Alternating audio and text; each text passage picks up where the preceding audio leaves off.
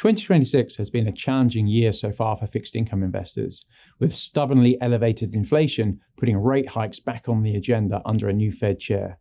Hi, I'm Roger Hallam. In this video, we'll discuss what US rates markets are signaling after the July FOMC meeting, our expectations for Fed policy over the remainder of this year, and what that means for bond markets. We'll also discuss why AI is a key driver of our economic and fixed income outlook, and why bond markets now offer advisors and their clients an attractive opportunity to allocate away from cash.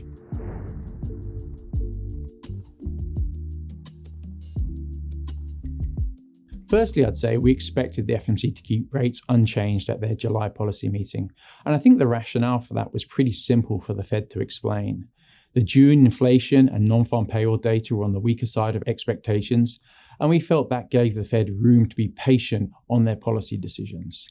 It's also the case they'll get two more inflation and job prints prior to their September meeting, and they'll then be able to take any decision to hike rates or not with greater information and conviction. Instead, I thought Fed Chair Warsh's explanation of their reason not to hike rates at their July meeting lacked clarity. Fed Chair Warsh has spoken at length that under his leadership, he expects the Fed will provide less forward guidance than under prior chair regimes. And I think that's fine. I think the market understands that.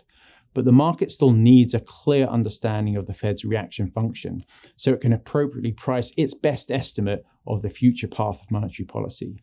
In the absence of guidance, or if the explanation of the Fed's reaction function is unclear, the market has no choice but to price an increased uncertainty risk premium, which will likely tighten financial conditions.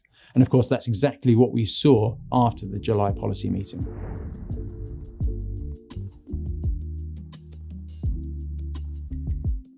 Fed Chair Warsh has stated inflation remains too high, and we believe the Fed is committed to bringing it lower. So we think the bar for the Fed hiking rates this year is low. You can see that from the 3 dissenting votes at the July policy meeting, and we do think it's for the data to provide the rationale for the Fed not to hike rates this year. However, in terms of our forecasts, we do forecast softer jobs and inflation prints over the next couple of months, with the unemployment rate edging up towards 4.6% and the run rate and core inflation drifting back down towards 2.5% to 3% range. And we think this will be sufficient to keep the Fed on hold. The risks around that view are clearly skewed towards the hawkish side, that if our softer data forecast isn't realized, the Fed will raise policy rates. And we would characterize that as a removal of the insurance cuts that the Fed implemented last year. If the Fed did start to hike rates, we think that would be modestly negative for the front end of the yield curve, as a series of rate hikes isn't yet discounted. Equally, if they don't hike policy rates, we think that would be a positive for the front end of the yield curve. For longer maturity treasuries, we don't think a Fed that reasserts its inflation credibility should be negative. We think actually that could pull longer maturity treasury yields lower. Our forecast is that 10-year treasury yields are in a 4.25% to 4.75% trading range. And obviously with having term premium having increased post the July FOMC meeting, we're now in the upper half of that range. Over the coming weeks, we expect FOMC members to better explain the Fed's reaction function, and I wouldn't be surprised if Jackson Hole is used as an opportunity to provide some clear guidance on how the Fed's reaction function is evolving. We think that would be a positive thing and will help pull yields lower.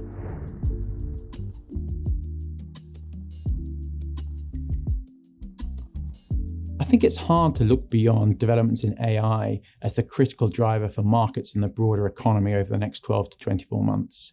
Economically, our growth forecast for this year is 2.3% and 3% next year, and AI-related CapEx contributes about 0.75% to those growth totals. So it's a meaningful portion of the overall GDP growth we expect.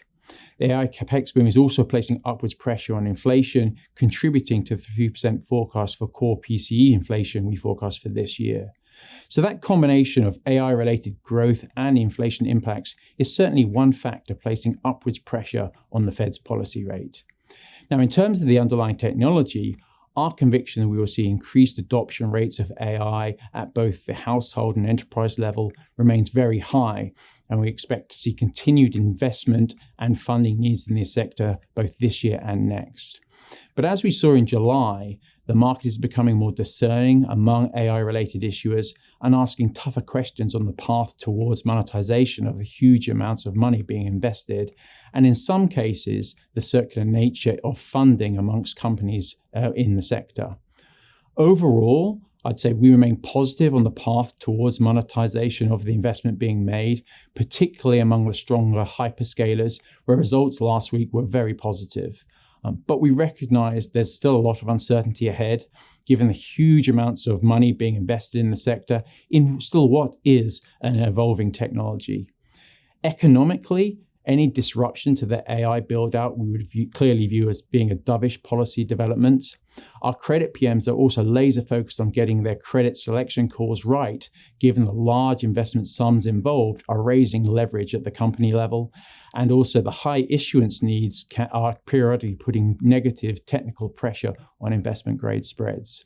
So I'd say overall, it's a key focus area for us over the next 12 to 24 months, and an area where I expect to be able to add significant value in our active portfolios.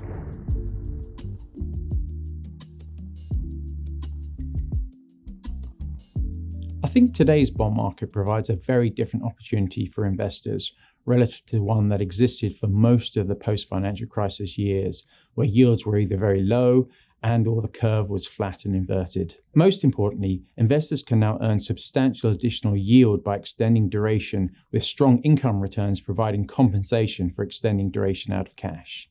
For example, investors with very limited duration appetite, you can still pick up 70 to 80 basis points in additional yield by extending into ultra-short duration category products.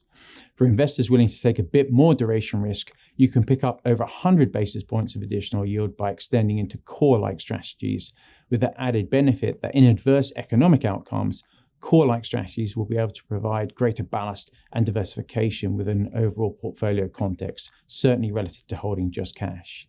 So although cash is earning just north of 3.5%, and that's a positive real return in the current environment, advisors should consider the opportunity cost of not extending into bonds, and whether at the portfolio level, investors would benefit from the diversification opportunities bonds provide. Be sure to like this video and subscribe to this channel for more insights from Vanguard's thought leaders.